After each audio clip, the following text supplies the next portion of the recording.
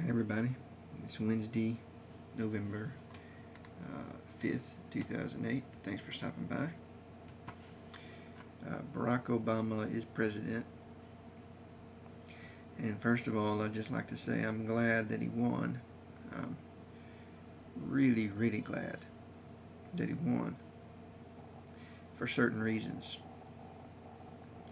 I never thought I would see the day when an African American was elected as president of this country. I thought it might happen maybe 100 years from now, maybe 200 years from now.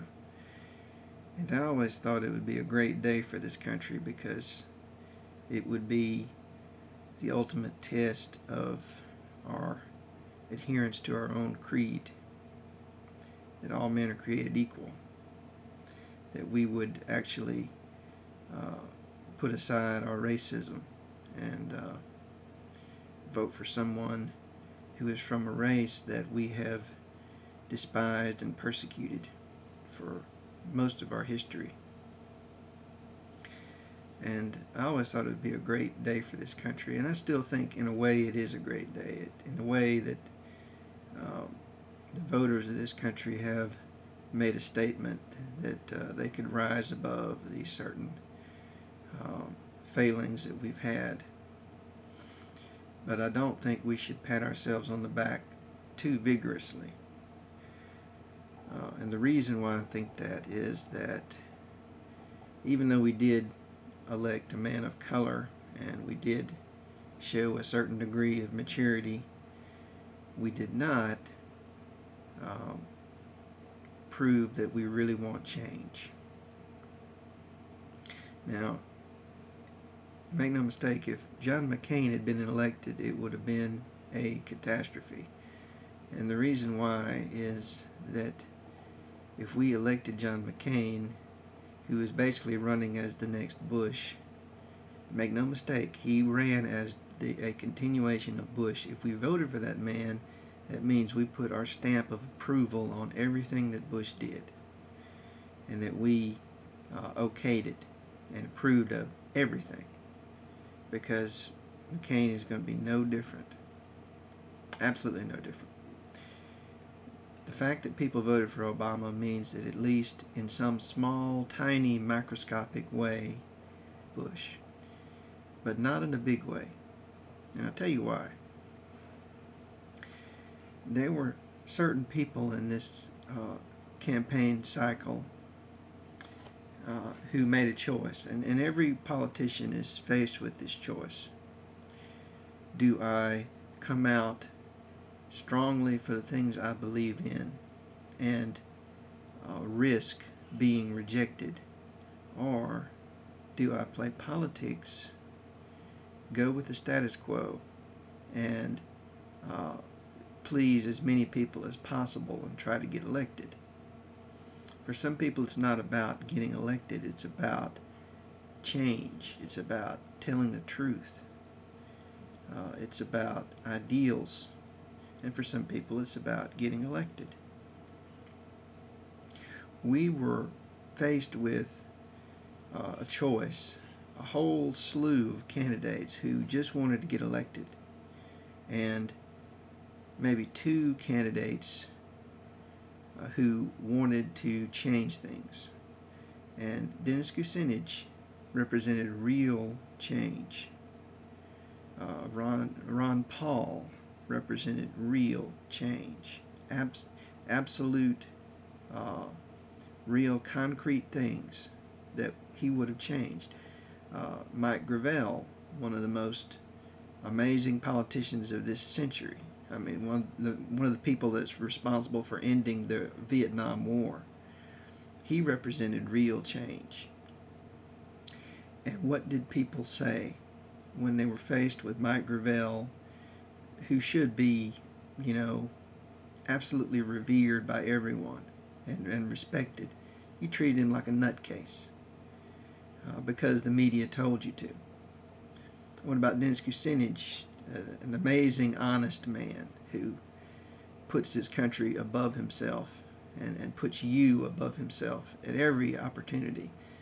You treated him like a nutcase because the media told you to. And Ron Paul, who had the solutions to all of our problems, economically, militarily, as far as your civil liberties, which you don't have anymore. You don't have civil liberties.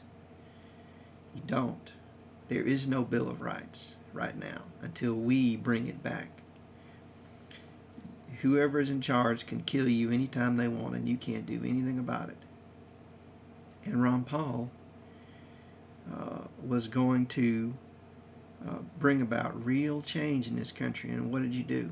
You ignored him because the media told you to.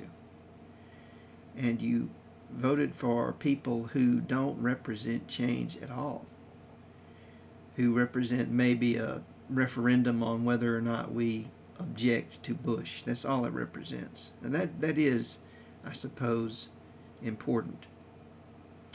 But ask yourself one question. Do you object to Bush enough to do something about it? That's the question. Do you object enough to actually vote for change? Or do you object just enough that you want to raise your hand and say, I don't like it, but I'll go along. I don't like it, but I'll keep voting for the Democrats or the Republicans because the alternative is scary, or the alternative is too much work, or the TV told me that I shouldn't. I mean, that's what it is for most people. It's just that the TV told them they shouldn't do it. And we've got to wake up and get out of that because it's killing us. You know, there's no solutions to the economic crisis coming because we did not choose change. We chose the status quo, the major parties, the parties that got us here. The Democrats have been in control of Congress since 2006. And, you know, Obama has voted for almost everything that Bush wanted. Obama voted for the bailout plan that you didn't want. Obama wants to keep at least 50,000, maybe 140,000 troops and contractors in Iraq forever against the will of the Iraqi people. He wants to have a new surge in Afghanistan against the will of the Afghanistani people, or the Afghan people. Maybe I'm making a Bush mistake now by not knowing what to call the people, but at any rate, you know what I'm talking about. So, you know, we did not vote for change. Now, you might say, like I met a couple of staffers for Obama, and they said, well, he's just playing politics. He will change his tune once he's elected. But there's one problem with that. That choice to go along with the status quo and get elected, or to stick your neck out and tell the truth, it doesn't end on election day. Obama will be faced with that same choice every day of his presidency. He's not going to be all powerful. He can't just do or say anything he wants. Obama is going to be making the same choice, and he chose so far throughout his political career, even though his political career, you know, certainly has some highlights. He's done some good things, but let's be clear, he's always chosen to be a mainstream candidate. He's always chosen to go along, to get along. And that is the same choice he's going to have to make throughout his presidency. And he is going to play politics for the rest of his presidency, and he's not going to change anything, because you can't change anything if you play politics. You just can't. And you know what, people? If he tried to change anything, you would stop him, because you don't want change yourself. Look in the mirror, admit it to yourself.